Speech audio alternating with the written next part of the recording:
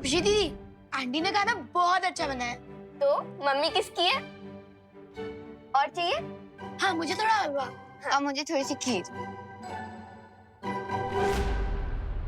Thanks partner, लेकिन अगर आप ना भी आए होते ना तो मैं उस डायरेक्ट को आराम से संभाल लेता।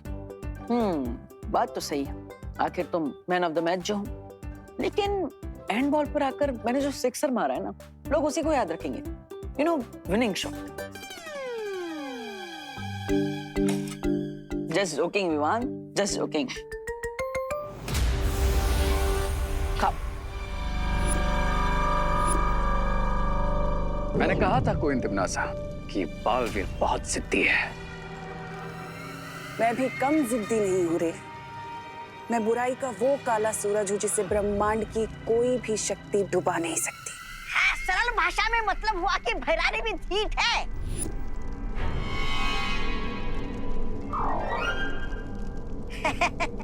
ऐसा मैं नहीं बोल रहा था। और मैंने भी अपने अगले हमले की तैयारी शुरू कर दी है। बालवीर, हमारा अगला हमला बहुत घातक होने वाला है। मुझे नहीं जाना है एजुकेशनल ट्रिप में। लेकिन ऐसा क्यों विवान? बुलंद किले की यात्रा तो बहुत ही रोचक रहेगी। इतिहास के बारे में तुम्हें नई नई जानकारियां मिलेंगी। लेकिन बालपरी, मुझे हिस्ट्री बहुत बोरिंग लगता है, और अगर मैं ट्रिप पे गया तो मेरी बालवीर वाली रिस्पॉन्सिबिलिटी का क्या होगा? हाँ, उसके लिए तो सीनियर बालवीर है ना। अनन्या दीदी, आप भी। विवान, उससे भी ज्यादा जरूरी बात ये है कि तुम्हारी स्कूल की परीक्षाएं पास आ रही हैं, तो तुम्हें पढ़ाई में ध्यान लगाना चाहिए।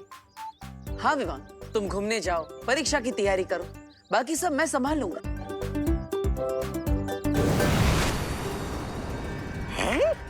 अरे महाराजा, पता नहीं आजकल आपको ये नए नए शौक का चस्का कहाँ से लग जाता है। मेरा मतलब ये है क्या?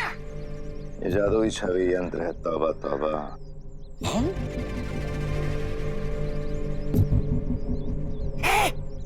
अरे ये महाराजा,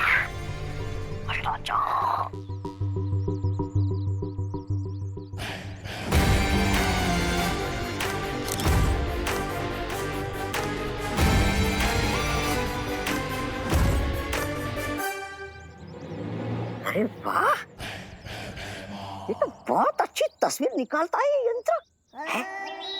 महाराजा, मेरी भी एक तस्वीर खींची ना।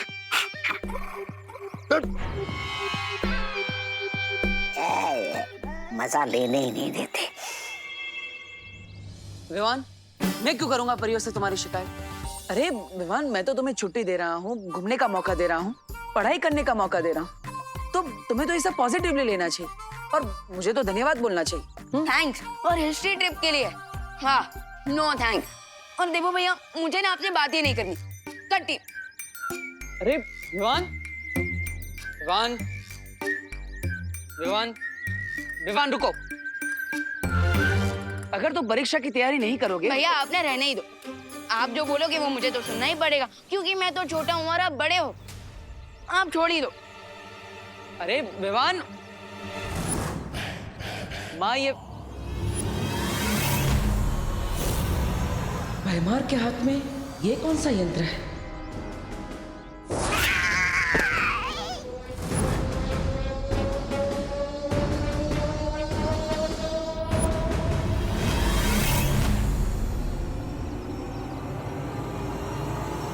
परियो,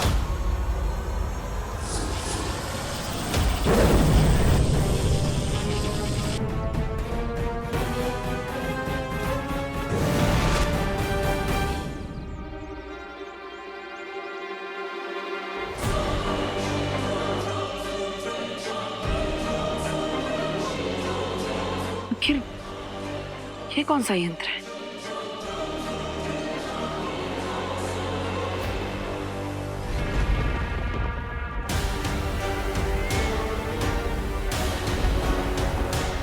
मुझे तुमसे ये उम्मीद नहीं थी भैमार। अगर तुम परियों के जादुई चित्र के साथ साथ बालवीरों का भी चित्र ले आते तो मेरी योजना को सफल होने से कोई नहीं रोक सकता था। जो बिगड़ गया उसे बदला नहीं जा सकता। जिस बारे में कुछ कर नहीं सकते उस बारे में बात करके समय व्यर्थ करने की जरूरत है नहीं। हाँ फिरानी, फटे हुए दूध पर रोना नहीं चाहिए, बल्कि उसका पनीर बना लेना चाहिए। नहीं, ऐसा मैं नहीं बोल रहा हूँ, मैं तो ये बोल रहा था कि इस जादुई छवि से ऐसा क्या कमाल करने वाली है आप?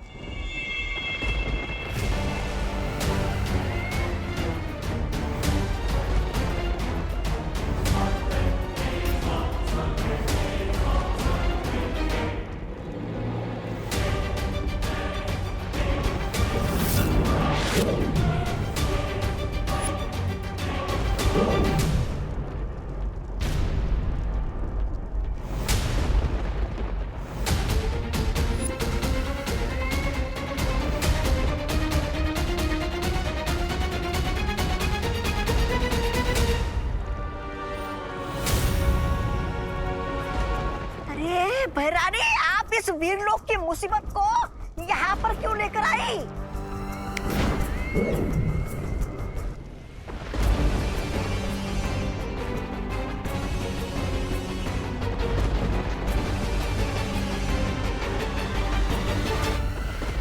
ये मुसीबत नहीं है तौबा तौबा, बल्कि वीर लोक के अंत की शुरुआत है।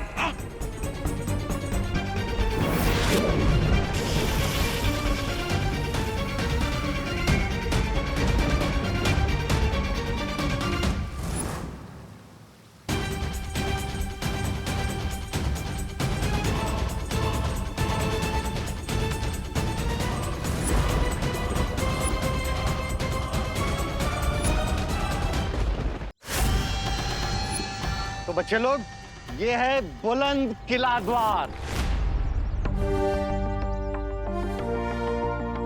अच्छा है ना? आज हम यही देखेंगे। आ जाओ, कम ऑन इन। चल विवान। क्या हुआ विवान? तुझे देख के तो ऐसा लग रहा है कि तू हिस्ट्री ट्रिप में नहीं 14 साल के वनवास में आया है। दीदी, वनवास भी ना इस हिस्ट्री ट्रिप से ज्यादा इंटरेस्टिंग होता है, क्योंकि वहाँ पे जंगली जानवर होते हैं, घर बनाना पड़ता है, आग जलानी पड़ती है, शिकार करना होता है। लेकिन यहाँ हिस्ट्री ट्रिप में बस पास्ट की बोरिंग बातें सुनो। विवान, अंदर चल के तो देख, शायद कुछ एक्साइटिंग हो। चल चल। आओ बच्चों, आ जाओ सब। संभाल के आना, संभाल के आराम से। ध्यान से। सर शायद सेल्फी लेने के लिए गिरे होंगे। You got it right, selfie ले रहे।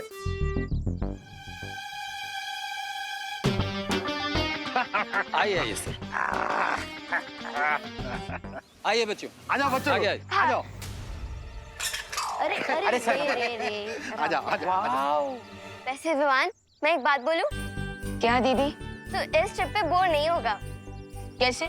क्योंकि पाथोर सर के साथ कब क्या दुर्घटना घट जाए किसी को नहीं पता। वो इतने एक्सीडेंट प्रोन है कि उन्हीं से तेरा एडवेंचर हो जाएगा। यू आर राइट दीदी। तो चल, अब बोर मत हो और ट्रिप एंजॉय कर। खुशी आई।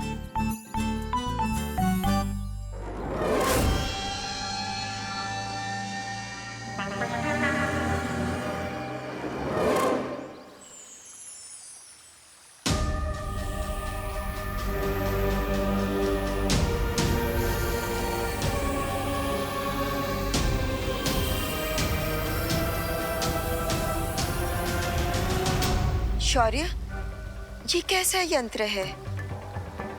ये तो कोई छाया चित्र निकालने का यंत्र लगता है। ये केवल एक यंत्र नहीं है बालवीर, ये एक तरह का गुप्त हथियार है।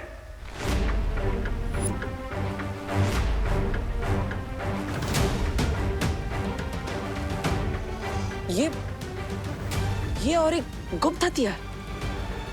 लेकिन इस हथियार की मदद से ऐसा कौन सा आक्रमण किया है हम पर तिम्नासा ने, जिसका असर अभी तक दिख भी नहीं रहा?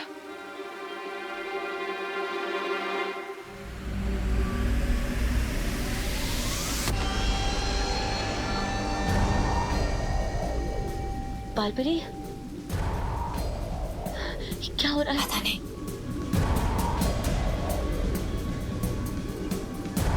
प्रियो, माँ,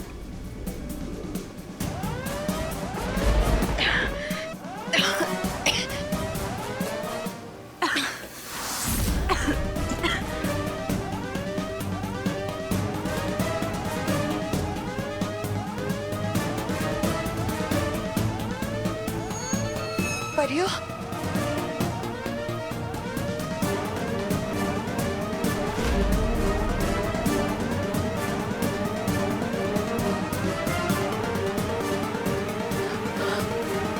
माँ, माँ, ये क्या हो रहा है आपको? ये क्या हो रहा है?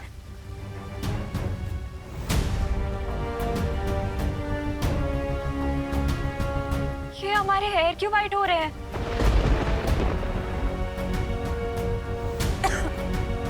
अरे ये आप सबके बाल सफेद क्यों हो रहे हैं? शौर्य, परियां तो कभी वृद्ध नहीं होती है। कहीं ये तिम्नासा का आक्रमण तो नहीं है?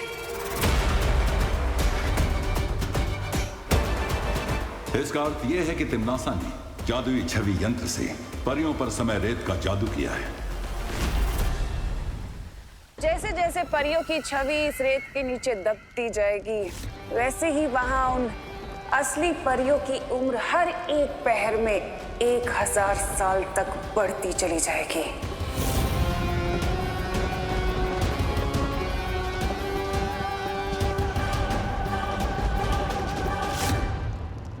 हैं? इसका मतलब परियां 2 पहर में 2000 साल बूढ़ी हो जाएगी और उनकी शक्तियां कमजोर होती जाएगी। हाँ, और जब रेत घड़ी का नीचे का हिस्सा पूरा भर जाएगा तब परियां उनकी सारी शक्तियां खत्म हो जाएंगी और वो आम इंसान की तरह हो जाएंगी, बूढ़ी।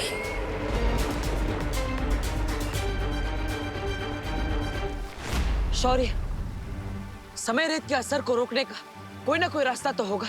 उपाय है, और उस उपाय का नाम है गुरु ज्ञानी।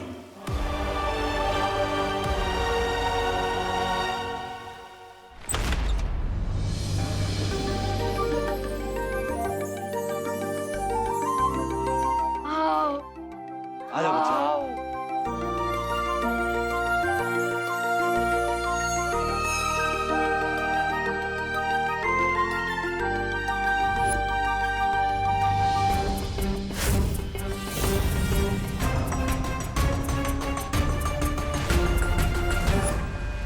बच्चे लोग, इस किले का थोड़ा हिस्ट्री बताता हूँ।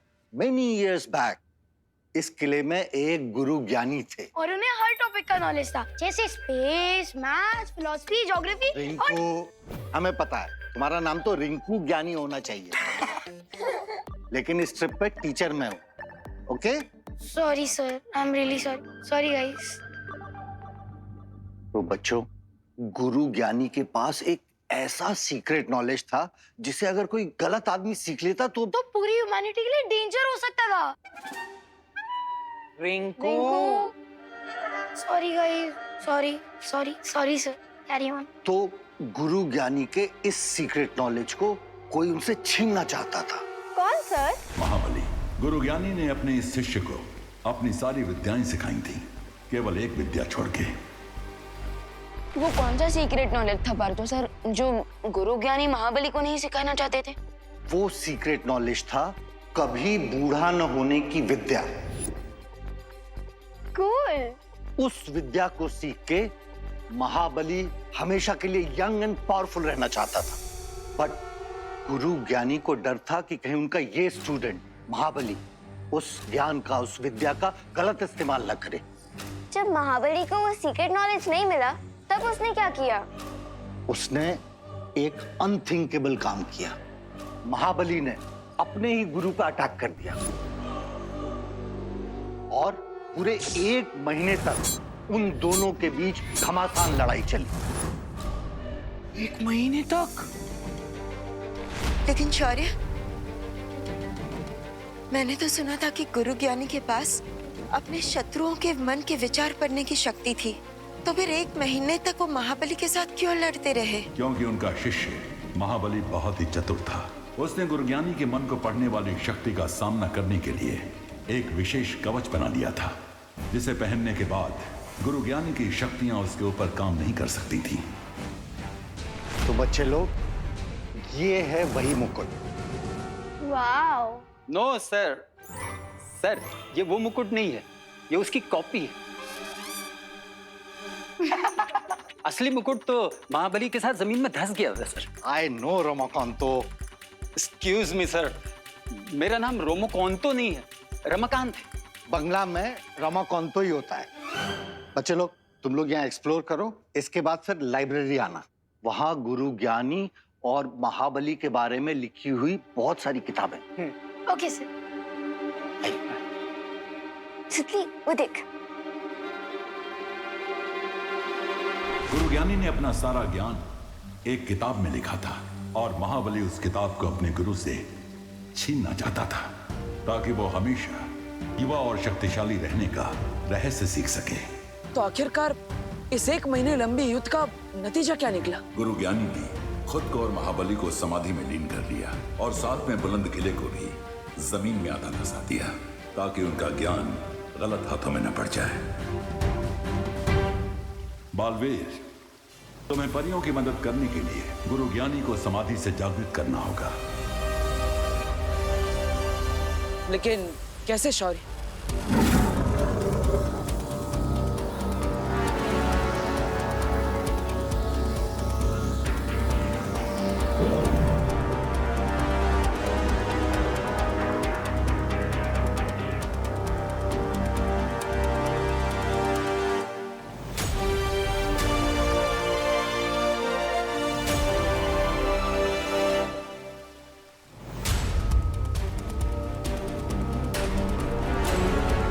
ये क्या है शौर्य? इस जीवक यंत्र से अगर तुम बुलंद किले के नीचे दबी गुरु ज्ञानी की समाधि को स्पर्श करोगे तो वो जागृत हो जाएंगे।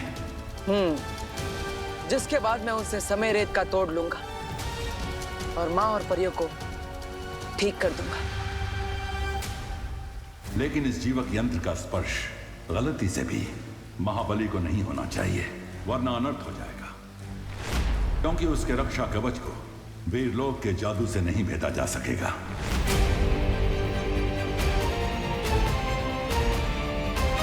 चिंता मत कीजिए शौर्य, मैं इस बात का ध्यान रखूंगा।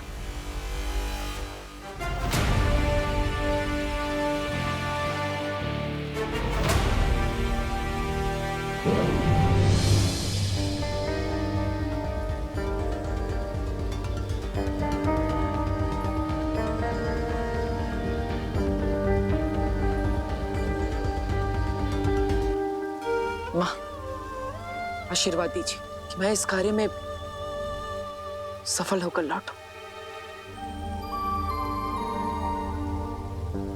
अपना ध्यान रखना बालवीर।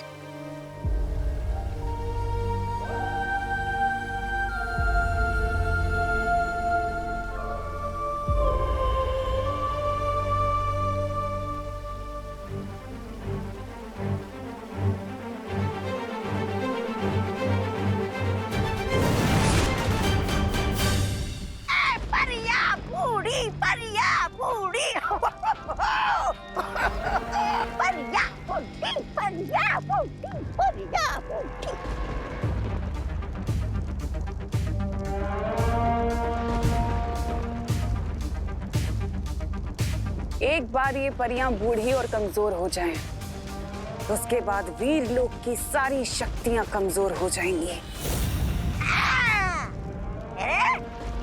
भैरानी, आपको क्या लगता है कि बालवीर चुपचाप बैठा रहेगा और आपके ख्याली पुलाव को पकने देगा? नहीं, ऐसा मैं नहीं बोल रहा हूँ।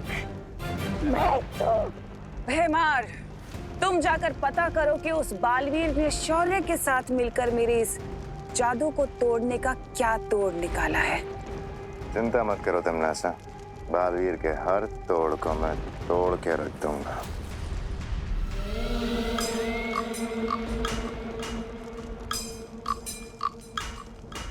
इसीलिए तो तुम मुझे बहुत पसंद हो भैमार, क्योंकि तुम किसी भी तरह के खतरे का सामना करने के लिए हमेशा तैयार रहते हो। हाँ, लेकिन मैं अपने छोटे पैरों से इतनी लंबी यात्रा करने के लिए बिल्कुल तैयार नहीं हूँ। मेरा मतलब ये है कि भैरानी अभी बालवीर कहाँ है, ये अगर हमें पता चल जाएगा तो हमारा समय बर्बाद नहीं होगा ना, है ना भैराजा?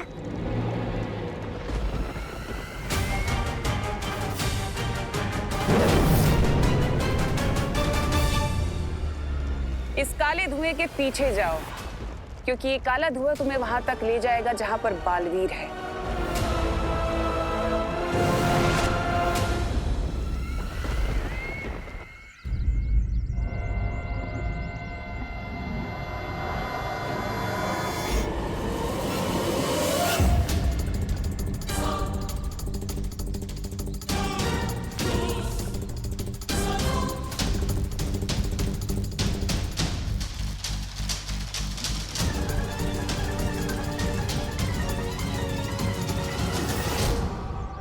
जो धरती के नीचे दबे इस किले में गुरु ज्ञानी की समाधि को ढूंढना होगा।